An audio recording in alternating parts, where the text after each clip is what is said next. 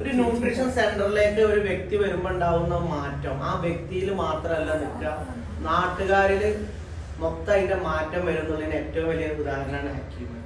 ഏകദേശം വലിയ തിരക്കുള്ള ഒരാളാണ്. ഇവിടെ അങ്ങനെ വരുന്ന സമയത്ത് 3 ഫോൺ ഉണ്ടാവും കയ്യിൽ, ദുരിതരേ ഫോൺ വരും.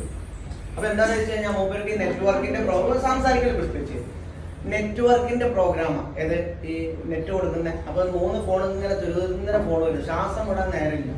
ഫസ്റ്റ് ഈ സ്കിൻ ആയതിന്റെ മുമ്പേ ആകെ ഒരു ഇതായിട്ടുള്ള സ്കിന്നായിരുന്നു, ഇങ്ങനെ ഒട്ടപ്പായ മനസ്സിലാക്കി. അതിനുശേഷം ഇവിടെ വന്നതിന്റെ ശേഷം അയാളുടെ ലൈഫിൽ വന്ന ഏറ്റവും സന്തോഷമുള്ള 1-2 മുഹൂർത്തങ്ങൾ ഞങ്ങളായിട്ടൊന്ന് പങ്കുവെക്കും പറയാം. അത് നമ്മളെ ഒരു ഫ്രണ്ട് ഉണ്ട്, പുള്ളി ഫുള്ള് മറ്റേ പോളിയോ ബാധിച്ചതായിരുന്നു പണ്ട്. 50ഓളം വയസ്സായി, 50-55 വയസ്സായി. അങ്ങനെ പുള്ളി പോളിയോ ബാധിച്ച് പോളിയോ എന്താണ് പിന്നെ അങ്ങനെ തന്നെ വീട്ടിലൊക്കെ നിരങ്ങി നടക്കുന്ന ഒരാളാണ്. പിന്നെ ഈ ഇതിനടുത്ത് 4 വർഷം മുമ്പ് സ്ട്രോക്ക് വന്നപ്പോൾ ഒരു സൈഡ് തളർന്നു.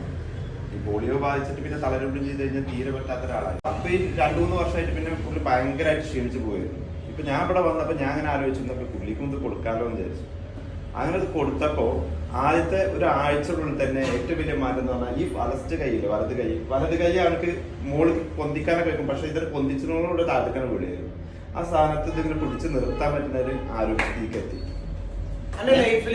അദ്ദേഹം ആരാണ് നീയുമായിട്ടുള്ള അദ്ദേഹത്തിന്റെ ഒരു ബന്ധം എങ്ങനെയാണ്? അത് ഞാൻ കേബിൾ TV സ്റ്റാർട്ട് ചെയ്ത് ഇപ്പോ 97 മുതൽ ഞാൻ അയാളെ കൂടുള്ള ആളാണ്.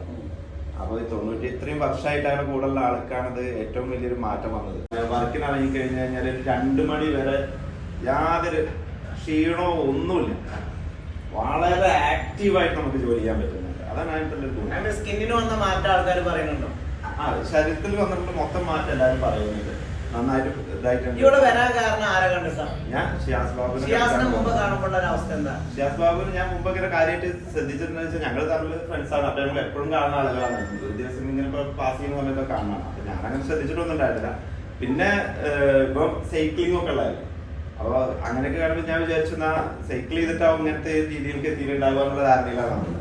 പിന്നെയാണ് ബാബുവിന്റെ എന്നോട് പറഞ്ഞു എവിടെയെന്ന് ചോദിച്ചിട്ട് ആ വീട്ടിലുണ്ടായിരുന്ന വാ നമുക്കൊന്ന് കാര്യം സ്ഥലം വരെ പോകാന്ന് പറഞ്ഞു. അപ്പൊ ഞാൻ പിന്നെ ബാബുവിന്റെ കൂടെ അങ്ങനെ പോകുന്നതാണ്. അപ്പോൾ ഇവിടെ എത്തിയപ്പോഴാണ് കാര്യങ്ങൾ ഇങ്ങനെയൊക്കെ.